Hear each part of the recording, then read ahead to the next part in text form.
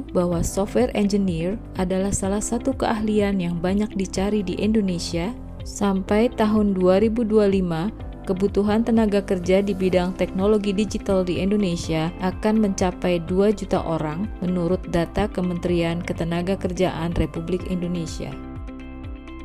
Bagaimana dengan software engineer?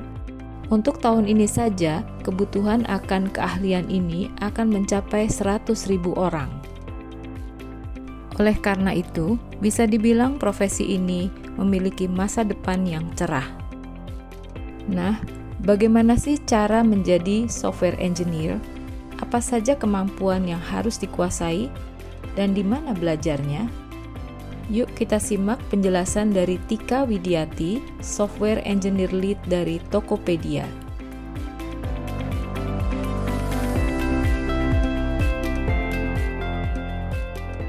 Sebenarnya kalau perbedaan yang kayak spesifik tuh kayak nggak ada ya. Itu lebih ke apa ya? Setiap orang, setiap perusahaan mungkin punya namingnya sendiri-sendiri gitu. Mereka mau bilang programmer, mau bilang software developer, software engineer gitu kan.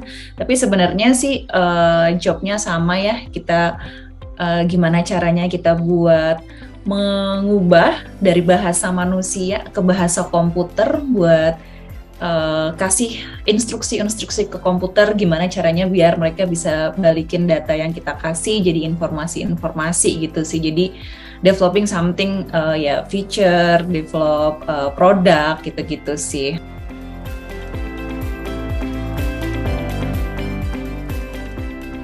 Software engineer biasanya tuh kita kerjasama nih jadi kita nggak kerja sendiri ya, kita kerjasama ada sama tim bisnis, ada tim produk gitu kan. Nah kita nanti akan gather needs dari mereka gitu kan. Mereka tuh butuhnya apa gitu, mau bikin produk apa. Nanti kita diskusiin bareng-bareng gimana sih caranya biar jadi nih produknya gitu kan. Nah setelah itu nanti kita akan mulai mungkin beberapa ada yang tech assessment dulu gitu ya, kita pikirin gimana sih caranya buat bikin produk ini gitu. Terus berapa lama waktunya itu juga kita bakalan ngobrol sama tim produk kita biasanya. Nanti setelah itu baru deh kita masuk ke menganalisis mau gimana bikinnya gitu kan. Setelah itu baru dituangkan jadi kode-kode gitu. Jadi yang ngoding gitu kan, habis ngoding kita bareng-bareng sama tim testing, kita ngetes juga gitu kan, kita testing nih codingan kita tuh udah oke atau belum, udah sesuai atau belum sama requirement-nya. Setelah itu baru deh kita deploy gitu. Jadi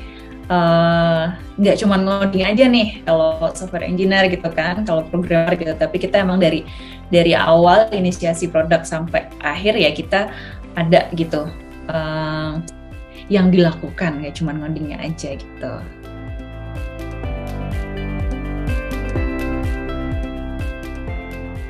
Ya tergantung ya, kalau misalnya ini aku mungkin ngobrolnya lebih ke tim yang bareng aku ya. Kalau kebetulan aku pegang ada tim besar gitu kan, Customer Excellence sama New Retail, masing-masing tuh kayaknya ada mungkin 40-an ya. 40, jadi 80 software engineer-nya sendiri gitu. Nah, jadi kita tuh ada ya beda antara back end sama front end, terus ada dari tim aku sendiri juga ada software engineer in test-nya gitu ya, DEP gitu.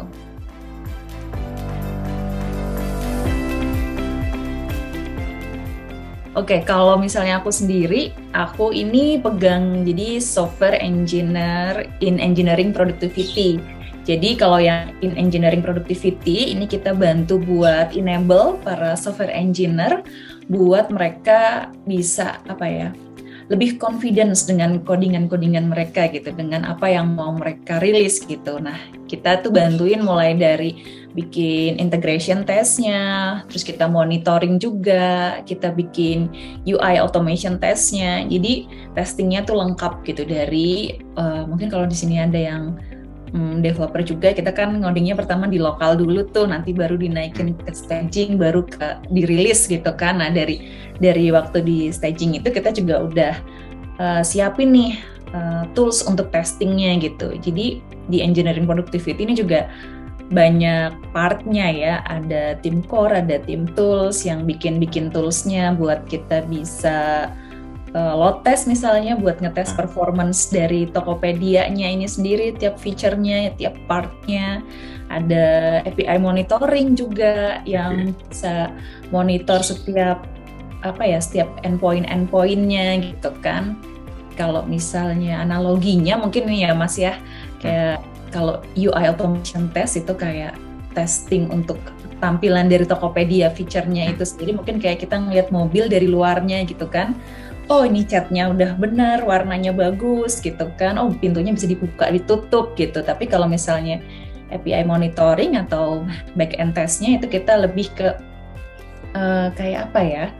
Kayak odometernya ya, kayak di dashboardnya itu gitu kan, kayak dia akan ngasih tahu tuh gitu kan, oh ini tuh mobilnya tuh mesinnya udah harus ganti oli atau belum sih atau apa gitu. Nah di dalamnya itu sebenarnya kayak ada gimana tuh ngelihat setiap part, hubungan setiap part itu sesuai apa enggak gitu sih. Kalau misalnya nggak sesuai nanti kan dia akan kasih warning tuh, oh ini nggak works gitu sih. Jadi tugasnya lebih ke itu kalau software engineer in engineering productivity. Itu Mas, jagain bener-bener deh.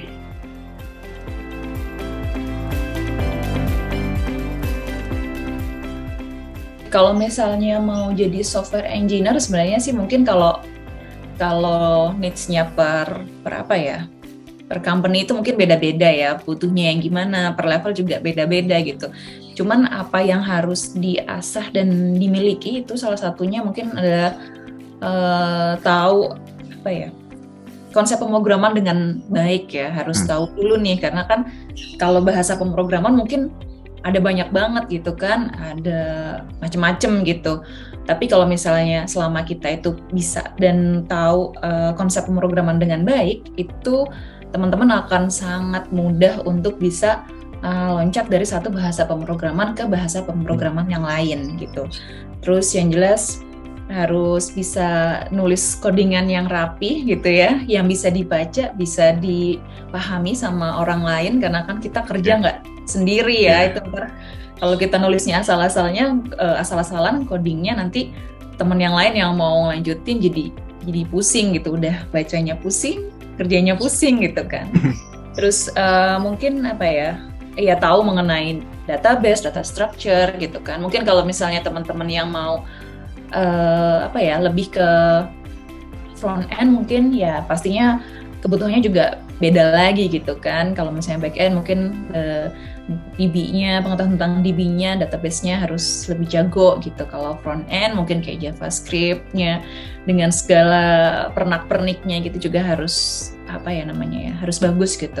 Nah selain itu, tapi teman-teman juga menurut pengalaman aku nih, gak cuman coding skill aja yang bagus gitu, tapi analytical skill, terus habis itu logiknya juga harus kuat ya. Banyak lah kursus-kursus atau bacaan-bacaan yang bisa mempertajam cara pola pikir teman-teman kalau misalnya emang mau jadi software engineer di luar sana nih.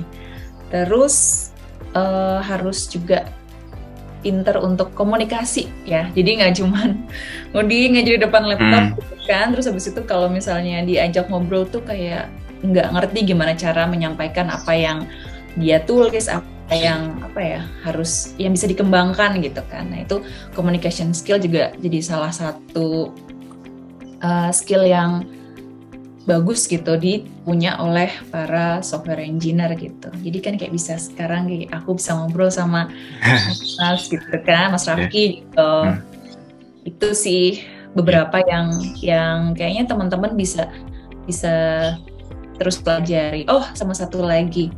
Karena kan dunia IT ini kan berkembangnya pesat banget ya. Bahasa pemrograman juga banyak banget gitu. Nah, berarti kita harus punya growth mindset. Nah ini salah satu DNA di Tokopedia nih, growth mindset. Jadi kita harus membuka pikiran kita untuk selalu belajar terus teknologi yang terbaru lah, atau ada inovasi terbaru yang mungkin bisa kita implement di feature yang kita punya gitu. Jadi consumer kita juga bisa dapetin experience yang selalu dapat experience yang terbaik lah dari kita gitu. Ya.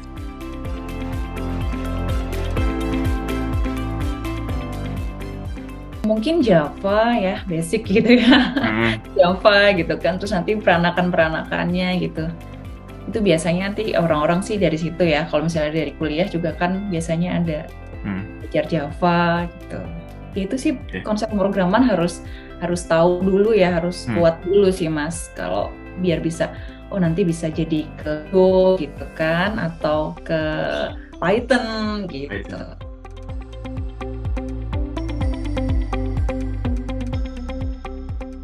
Ini jujur macam-macam banget. Jadi sebagai software engineer in test gitu kan di Tokopedia itu kita ada pakai Go, ada pakai Python gitu. Jadi macam-macam ya, tergantung apa yang lagi kita bikin tesnya gitu.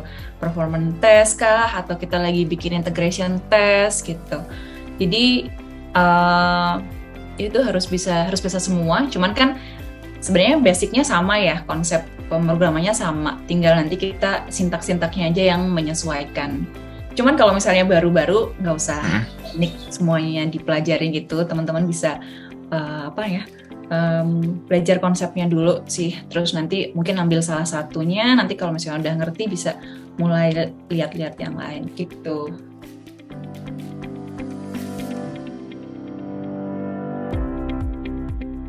Aku pengennya kuliahnya di kedokteran, cuman nggak keterima gitu kan. Jadi akhirnya kata orang tua, cobain aja ke IT gitu kan. Aku apa nih gitu kan, ya udahlah coba aja gitu kan, coba aja, terus ya udah belajar. Tadinya ya biasa aja, dijalanin aja gitu. Terus habis itu waktu, karena aku dulu pertamanya kan ambil D3 dulu tuh, D3 gitu kan. Terus habis itu waktu mau lulus tuh kita ada tugas akhir dan itu harus bikin sistem gitu kan. Nah kebetulan aku bikin waktu itu sendirian banget nih, bikin sendiri, kayak aduh gimana nih, bisa nggak ya gitu kan. Terus aku cobain nih, yaudah nih aku coba gitu kan. Terus aku dapat ada mentor gitu, cuman tapi yang ngodingnya tetap sendiri ya. Mentor tapi ngodingnya tetap sendiri. Ternyata loh kok aku bisa gitu kan. Ternyata pas bisa kok jadi asik gitu. Terus habis itu proyek akhir yang aku kerjain juga dapet penghargaan masuk nominasi proyek akhir terbaik gitu di kampus aku gitu, di Telkom waktu itu kan. Jadi kayak semakin kayaknya bisa nih. Ya udah langsung aja waktu kuliah waktu kerja nyemplung langsung jadi, dulu namanya PHP programmer karena aku dulu pakai PHP. Iya. Zaman 10 tahun lalu ya.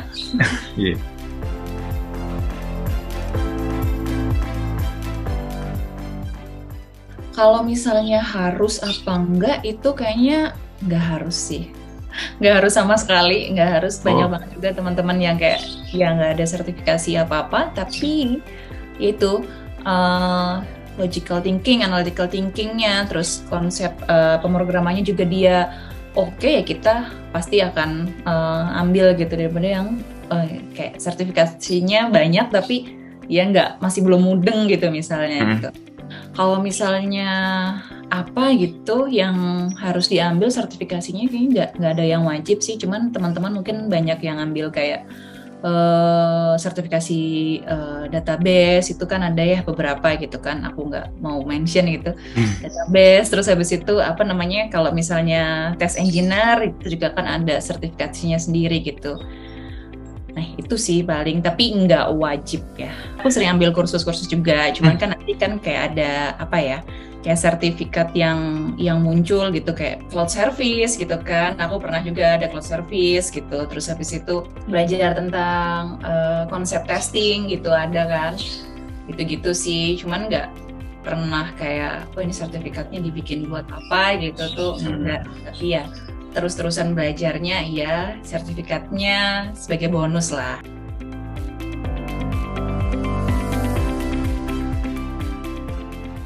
Balik lagi, kalau yang kayak tadi, ini banyak banget fresh grad juga ya yang join ke Tokopedia kemarin, dan banyak juga tuh yang nggak ikut kursus ya, cuman ya itu teman-teman harus sering latihan juga gitu kan, sering latihan, sering bikin project gitu kan, lihat-lihat.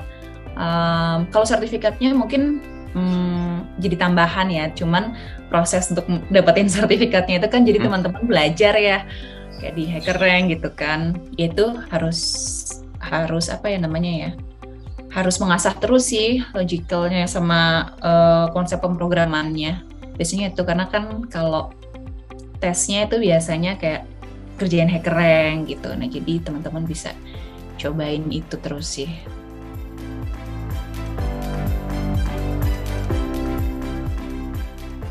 Bisa buka akademi.tokopedia.com nih, Tokopedia Academy, yang jadi teman-teman bisa langsung dapetin info, ilmu langsung dari para ahlinya ya, dari para ahlinya Tokopedia nih. Jadi ya pasti teknologi yang dipakai juga teknologi-teknologi terbaru. Selain itu mungkin ada juga ya, mungkin kayak Udemy atau HackerRank, atau itu sih biasanya sih kalau zaman dulu sih ada Web3 School juga, itu juga banyak juga gitu. Engineer in test ya, kalau bahasa umumnya ya. Kayak tadi di depan ada tuh, ada programmer, ada apa kan bahasanya beda-beda padahal job desk-nya sama gitu kan. Nah ini kalau kita mungkin kalau misalnya teman-teman tertarik juga nih untuk belajar sebagai test engineer atau SDET gitu ya, atau automation gitu, itu mungkin teman-teman juga bisa mulai belajar tentang Jenkins, tentang CI/CD gitu ya, tentang CI/CD, terus habis itu belajar tentang TDD gitu kan, tentang test driven development. Nah itu mungkin bisa jadi salah satu bahan, salah dua, salah banyak ya, salah banyak yang bisa dipelajari gitu. Mungkin dibaca-baca dulu gitu konsep-konsepnya supaya teman-teman juga ngeh gitu kan. Nah kan sekarang kita pengennya kan move fast with high quality ya kalau di Tokopedia gitu. Jadi gimana caranya kita biar bisa rilis fitur yang terbaru banyak gitu kan. Tapi cepet juga gitu. Nah itu kan berarti setiap fase dari development-nya kita udah jaga nih pakai testingnya gitu yang variatif gitu.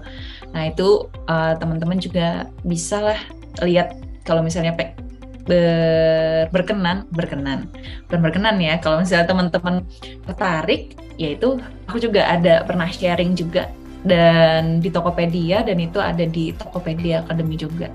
Nanti bisa lihat-lihat di situ. Banyak banget teman-teman dari SEP, Software Engineer in Engineering Productivity, yang udah sharing their knowledge, terus inovasi-inovasinya di sana. Jadi nanti bisa dilihat juga ya.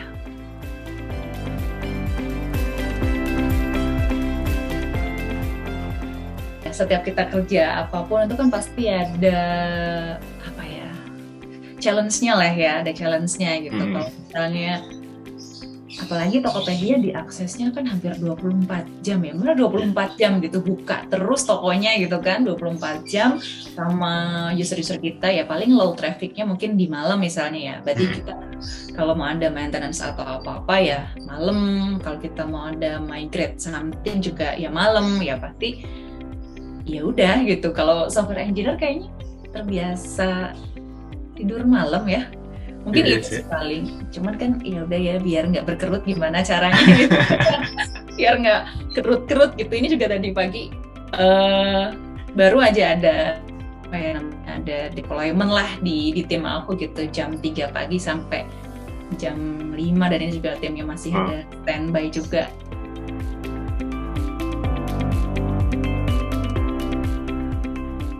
Komunikasi mungkin ya, kendala terbesarnya komunikasi. Karena kadang kan kadang mungkin kayak tim A maksudnya itu menjelaskannya needs-nya seperti ini, requirement-nya seperti ini, ternyata pas kita bikin gitu, waktu kita bikin ternyata nggak sesuai dengan requirement-nya gitu.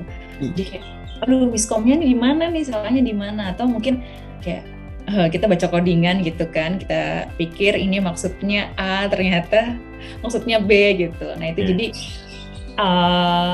ya itu balik lagi communication skill yang bagus tuh sangat penting ya. Jadi buat ngobrolin supaya nangkep gitu maksud dari teman-teman atau kita ngasih tahu apa yang kita mau gitu sih.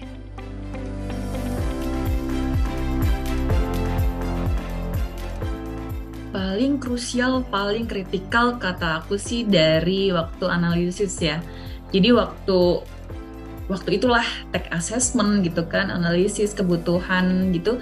Itu yang paling penting banget nih. Kalau ngoding kan oke ya, itu biasanya udah di-convert dari kebutuhan gitu. Tapi kalau misalnya kita punya plan, punya analisis yang ngaco gitu, yang kurang matang, nah itu biasanya ke belakangnya juga akan susah banget gitu. Bakalan mungkin kayak ternyata requirement-nya dari tim lain, dari endpoint lain itu, oh ternyata butuh ini nih, harus develop ini dulu, harus develop itu dulu sebelum develop feature kita gitu.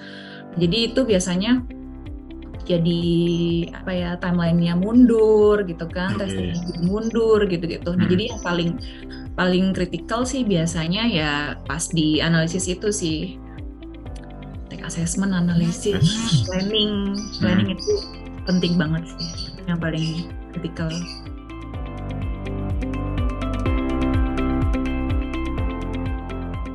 Kayaknya kalau sekarang tuh hampir semua sektor tuh butuh teknologi ya Mas ya, kayak misalnya di kesehatan, di pendidikan kan, juga di sebelah juga ada startup besar yang terkait dengan pendidikan gitu kan.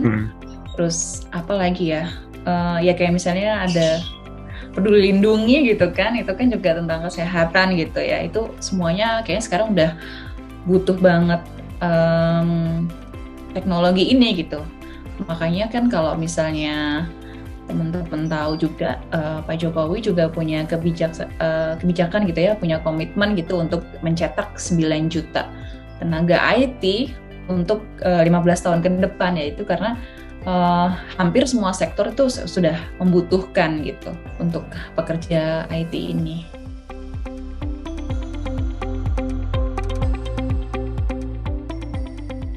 Kalau yang menyenangkan, wah ini karena aku di Tokopedia tuh luas banget ya Mas ya. Jadi banyak nih pengalaman-pengalaman, kayak misalnya orang tua yang tadinya nih gak bisa bayar listrik gitu kan, susah bayar listrik, terus habis itu aku bilang, mah pakai Tokopedia aja nih gitu kan. Oh kok bisa ternyata ya gitu kan. Terus teman-teman yang tadinya apa ya, mungkin kayak ada kendala atau apa, terus tiba-tiba nanya, Tika kerja di Tokopedia kan ya? Iya betul gitu kan. Terus, bisa tolong bantuin ini enggak gitu kan. Jadi itu ngerasa apa ya, wah ternyata apa yang aku bangun gitu sama teman-teman aku, yang kita jagain terus quality-nya, itu ternyata berdampak besar gitu. Nggak cuman ke orang-orang yang nggak kita kenal gitu kan. Di luar sana ada jutaan pengguna Tokopedia, ada jutaan penjual yang jualan di Tokopedia, tapi juga ke orang-orang sekitar kita gitu. Mulai dari sampai ke orang tua kita yang kayaknya gaptek tapi ternyata dia bisa pakainya gitu kan, kayak wah ternyata yang dibikin emang udah sesuai nih gitu kan. Orang-orang tua juga pakai dan mereka ngerasa terbantu gitu. Terus teman-teman kita juga, wah makasih ya gitu, udah bantuin gitu, ini berguna banget gitu. Itu jadi kayak apa ya, jadi kita nggak cuman kerja aja gitu, tapi ada kepuasan tersendiri gitu karena kita udah bantuin gitu. Jadi itu bikin selalu semangat sih. Wah lingkungan kerjanya mantap banget. Kan isinya anak-anak muda semua ya, atau yang berjiwa muda lah, karena ya semuanya anak-anak muda gitu. Jadi kalau misalnya ya ini good support system sih ya buat aku ya, menurut aku kita berkembang juga harus karena salah satunya ya karena support system yang mendukung. Nah ini kalau teman-teman di Tokopedia ini benar-benar asik ya, karena mereka kayak selalu ada sharing session gitu. Kita sering ngobrol-ngobrol gitu ya sesama engineer gitu, atau sama tim produk atau semualah gitu ya. Kita biasanya ngobrol-ngobrol santuy gitu, ngobrol-ngobrol santai gitu, kayak wah kayaknya aku merasa misalnya lagi overload atau apa gitu ya, kita obrolin gitu, cari solusinya tuh bareng-bareng gitu. Jadi itu yang bikin apa ya kita terus-terusan maju, terus-terusan bisa berkembang gitu ya. Jadi ada support system yang nggak cuma dari kantor ya, HR udah pasti support kita banget gitu kan, kita butuh apa pasti di provide gitu. Course apa ada kursus-kursus gitu, ada juga Tokopedia Academy, academy.tokopedia.com tuh bisa tempat kalau teman-teman mau belajar gitu. Nah, selain itu juga teman-temannya yang support juga, jadi mantap lah.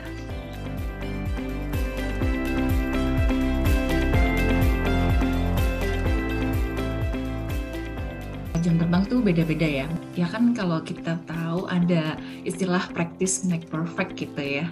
Jadi kalau misalnya semakin sering latihan, semakin sering ngoding ya pastinya semakin jago ngodingnya ya pasti juga semakin besar lah peluang teman-teman buat masuk ke perusahaan-perusahaan yang bonafit gitu ya, misalnya kayak ke Tokopedia gitu. Kita juga banyak sih kayak misalnya ada fresh grad yang masuk ke Tokopedia, itu super banyak yang internship di sini gitu, tapi terus pas kita lihat ternyata dia punya yaitu ya logical analytical skill yang bagus, codingnya juga bagus ya, langsung bisa jadi nakama ya sebutan buat pegawai Tokopedia gitu. Betul. Yaitu mungkin kayak teman-teman nih biasanya di kampusnya udah jadi asdos gitu kan, atau apa ya sebutannya ya kalau zaman sekarang ya, yaitu ya kayak misalnya udah sering latihan ngoding lah gitu. Jadi nggak harus kayak udah berpengalaman berapa tahun di perusahaan gini kan, 20 tahun pengalaman gitu kan, harus dihargai itu berarti kan. Tapi ini fresh grad itu bisa banyak kan ya, itu biasanya teman-teman yang emang aktif di kampus gitu sih.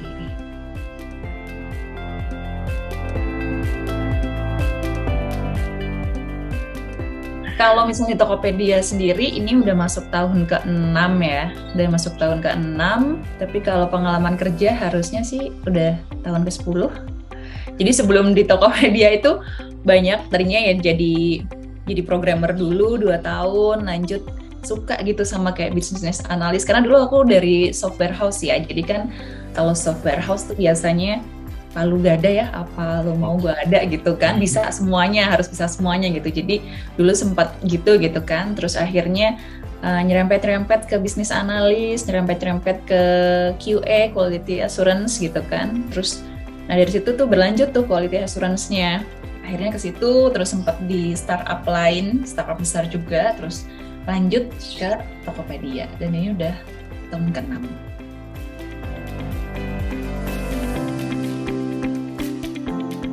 Kalau jarang, ya diakui jarang banget ya. Kalau misalnya persentase nih kayaknya mungkin di 15%-an lah gitu ya. Sedikit sekali gitu. Aku juga di tim jadi kalau kata anak-anak cewek jadi-jadian ya. Karena temannya cowok semua gitu. Baru-baru ini aja aku ada team member yang perempuan-perempuan gitu. Tapi kalau so far benar-benar dari dulu banget itu aku nggak merasa jadi kendala ya, karena aku perempuan gitu. Terus habis itu aku terjun di dunia yang mayoritas laki-laki, nggak ada gitu sih. Apalagi kalau misalnya di sini juga kita ada organisasi juga yang Women in Tech di Tokopedia juga gitu kan. Kita belajar bareng-bareng gitu kan, support each other gitu kan. Terus tapi di luar itu gitu, teman-teman yang cowok-cowok ini juga bantu, ini saling bantu ya. Kalau misalnya kita ada kesulitan kita nanya ke mereka, atau sebaliknya mereka kalau ada kesulitan nanya ke kita juga, nggak ada masalah gitu. Nggak pernah ngelihat berdasarkan gender sih di sini sih. Jadi kalau misalnya ada yang butuh tanya-tanya ya kita bisa tanya dengan bebas gitu ke mereka. Mereka juga kalau butuh tanya ke aku gitu ya tanya aja gitu. Jadi nggak merasa kesulitan sih, Mas.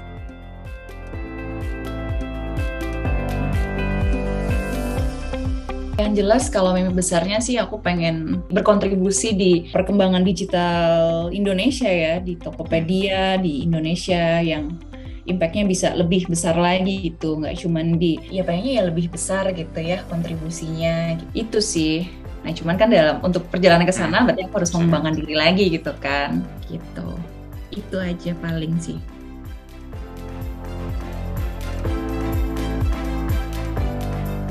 Tipsnya itu yang jelas pertama harus rajin belajar, udah kayak ibu guru aja ya. Harus selalu selalu update sama teknologi terbaru ya. Kan banyak banget sekarang ya media-media yang kasih pengetahuan terbaru gitu kan. Banyak juga kayak ada Tokopedia Academy gitu kan. Teman-teman bisa belajar dari sana untuk macem-macemnya gitu. Mungkin bisa tentang IT security, tentang data, tentang front end, back end gitu. Nah itu terus belajar, terus mau membuka diri untuk kesempatan-kesempatan yang baru gitu. Jadi jangan kayak misalnya aku nih tadinya programmer, terus habis itu ada kesempatan buat jadi QA, terus aku tertarik ya jadi QA, terus jadi software engineer lagi ya hayu gitu kan. Ada kesempatan buat jadi project manager yang manage IT-nya, lebih ke IT-nya hayu gitu. Jadi selalu terbuka buat opportunity yang teman-teman tuh emang suka gitu ya. Terus habis itu untuk communication skill-nya mungkin teman-teman bisa mulai belajar gitu kan. Jadi nggak cuma jadi software engineer biasa ya, kalau kata mentor aku tuh ya kita harus jadi lebih dari software engineer gitu. Karena kita jadi bisa communicate sama stakeholder terkait. Mungkin jadi bisa kasih insight-insight yang meaningful gitu buat tim gitu. Sama yang terakhir adalah percaya sama diri sendiri. Karena kalau misalnya kita aja nggak percaya sama diri kita sendiri gitu, gimana orang lain mau mempercayakan something big ke kita gitu. Jadi ya be confident, terus habis itu percaya kalau misalnya teman-teman itu bisa. Karena kita kerjanya juga nggak cuma sama orang Indo kan, bakal sama orang-orang yang nggak tahu dari mana gitu. Jadi ya bahasa Inggrisnya terus latihan sih.